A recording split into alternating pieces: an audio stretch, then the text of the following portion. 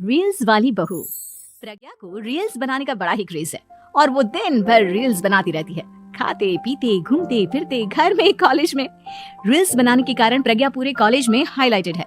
जहाँ उसकी रील्स सभी को पसंद आते हैं, वहीं मनीषा चिंता में डूबी रहती है। एक रोज जब खाते हुए प्रज्ञा रील्स बना रही होती है, तब मनीषा कहती है, 1 मिनट भी चैन नहीं है इस लड़की को। ये नहीं कि खाना तो आराम से खा ले, लेकिन नहीं, अरे थोड़ी देर रील्स नहीं बनाओगी तो आसमान नहीं टूट पड़ेगा। अरे मम्मी, इसी को तो कहते हैं डिटर्मिनेशन। तुम नहीं समझोगी ये सब। भगवान, इस लड़की को सद्बुद्धि दे। जब देखो तब टेढ़ा बाका मुंह बनाती रहती है।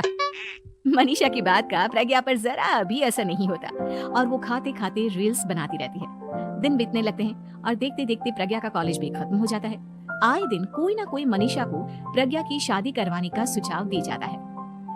सब ठीक ही कहते हैं, प्रज्ञा की शादी कर देनी चाहिए। अपने घर के कामकाज में व्यस्त हो जाएगी तो खुद ही ये रील्स और नाच गाना बंद हो जाएगा। मनीषा और प्रेम प्रज्ञा के लिए एक अच्छा लड़का ढूंढने लगते हैं और तभी विकी का रिश्ता प्रज्ञा के लिए आता है, जिसने प्रज्ञा को उसकी रील्स देखकर पसंद कर लिया था। अगले दिन विकी अपने माता पिता के साथ प्रज्ञा के घर पहुंच जाता है और प्रज्ञा साड़ी पहने हाथों में चाय की ट्रे लिए उनके सामने आती है।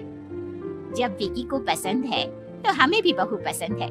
बहन जी, आप बारात की तैयारी कीजिए। एक बार लड़का लड़की अकेले में बात कर ले तो अच्छा रहेगा। हाँ हाँ, क्यों नहीं। मनीषा विकी को प्रज्ञा के कमरे में भेजती है, जहाँ प्रज्ञा पहले से ही रील्स बना रही होती है। तभी विकी कहता है, आ गए आपके साजन जी। हमारे साथ ये रील्स कंप्लीट करती तो और भी अच्छा रहता। अच्छा जी, अब आ ही गए हैं तो बना ही लेती हूँ आपके साथ। दोनों मिलकर रील्स बनाते हैं। जब वी मीट और तुरंत पोस्ट भी कर देते हैं। फिर विकी कहता है, जब आप साड़ी में चाय लेकर आई तब मुझे लगा कि कहीं मैं गलत घर में तो नहीं आ गया। अब सही है। दोनों की शादी पक्की हो जाती है और शादी के दिन भी प्रज्ञा रील्स बनाने से चूकती नहीं। यहाँ तक कि बारात के समय भी नाचते हुए रील्स बनाती है। सभी लोग प्रज्ञा की तारीफ के पुल बांध देते हैं और प्रज्ञा नाचती गाती अपने ससुराल चली जाती है। सब कुछ अच्छा चल रहा होता है। प्रज्ञा यहाँ भी दिन भर हर चीज की रील्स बनाती रहती है।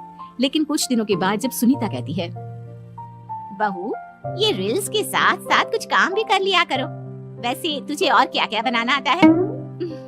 मम्मी जी, वैसे तो सब कहते हैं कि मैं सब कुछ अच्छा बनाती हूँ, लेकिन मुझे लगता है कि मैं मैगी अच्छा बना लेती हूँ। हाँ, कॉफी भी अच्छा बना लेती हूँ और मुंह तो सबसे अच्छा बना लेती हूँ। हैं? अच्छा अच्छा। सुनीता अपना माथा पकड़ लेती है और कहती है, बहू, कुछ खाना बनाना भी सीख लेती। मम्मी जी, मैं लंबी प्लानिंग कर रही हूँ। जल्दी ही मैं इतनी फेमस हो जाऊंगी कि मुझे पैसे मिलने लगेंगे। हम दोनों सास बहू राज करेंगे, राज नौकर काम करेंगे और लोगों की तो लाइन लगेगी हमसे मिलने के लिए। तेरा दिमाग खराब हो गया है क्या बहू? हंसी मजाक तक ठीक है, लेकिन इस तरह घर नहीं चलते। जितना जल्दी हो इस घर के तौर तरीकों को सीख लो। प्रज्ञा मुंह घुमाकर चली जाती है और तुरंत उसी वक्त एक रील बनाती है। ये देख सुनीता का गुस्सा 7वें आसमान पर चला जाता है और विकी के घर आती ही सुनीता उसे सब कुछ बताती है। विकी भी अब प्रज्ञा की इन हरकतों से परेशान हो जाता है। तुम टेंशन मत लो मम्मा, मैं देख लूंगा।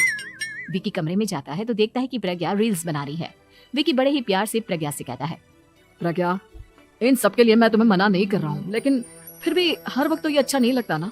समझने की कोशिश करो, मुझे भी तुम्हारा थोड़ा वक्त चाहिए। मैं जब ऑफिस से आता हूँ तो मुझे समय देने की जगह इसी में लगे रहते हो। तुम ज्यादा ही सोच रहे हो। तुम भी मेरे साथ रील्स बनाओ ना, तुम्हें भी बहुत अच्छा लगेगा। तुम्हें इज्जत से कोई बात समझ में नहीं आती क्या? दिमाग खराब हो गया है तुम्हारा इस चकाचौंध से। अगर तुमने अपना रवैया नहीं बदला तो मैं तुमसे दूर चला जाऊंगा। तुम ही रिश्ता लेकर आए थे, मुझे लड़कों की कमी नहीं थी और ना आज है। विकी दरवाजा पटक कर चला जाता है। धीरे धीरे विकी प्रज्ञा से दूर होता जाता है। एक रोज मनीषा प्रज्ञा के ससुराल उससे मिलने जाती है। तब सुनीता उससे कहती है, बहन जी, अब आई हैं तो कुछ दिन यहाँ रहकर जाइएगा। आप ही का घर है। हाँ मम्मी, बहुत दिन हो गए तुम्हारे साथ एक भी रील नहीं बनाई मैंने। प्रज्ञा तुरंत अपने फोन में रील्स ऑन कर लेती है। ये सब मुझसे नहीं होगा। तेरा ये भूत अभी तक नहीं उतरा क्या? बहन जी, आप कुछ कहती नहीं क्या इसे?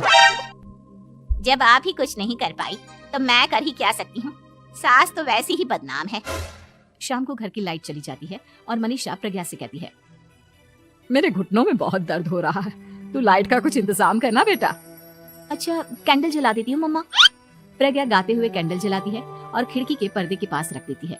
मनीषा, जिसे बहुत दर्द हो रहा है, वो सो जाती है और प्रज्ञा हमेशा की तरह अपने रील्स में लग जाती है। उधर कैंडल की वजह से पर्दा आग पकड़ लेता है और मनीषा के कमरे में आग लग जाती है। बचाओ, कोई है, बचाओ। सभी भागते हैं और विकी कमरे की आग बुझाने में लग जाता है, लेकिन तब तक मनीषा आधी जल चुकी थी। मनीषा की हालत देख प्रज्ञा रोने लगती है।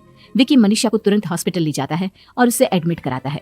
विकी प्रज्ञा से कहता है, देख लिया ना, तुम्हारे इस नाच गाने की वजह से आज तुम्हारी माँ की जान जाते जाते रह गई।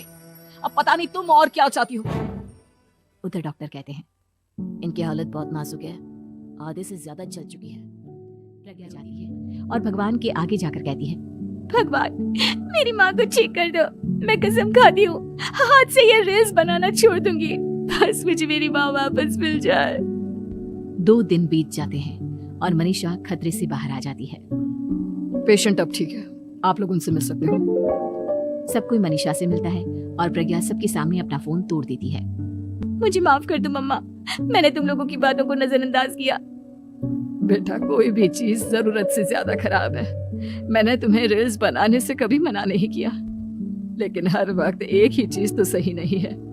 मैं समझ गई हूँ मम्मा, आई एम सॉरी। प्रज्ञा उस दिन से रील्स बनाना छोड़ देती है और पूरी तरह से अपने घर में लग जाती है।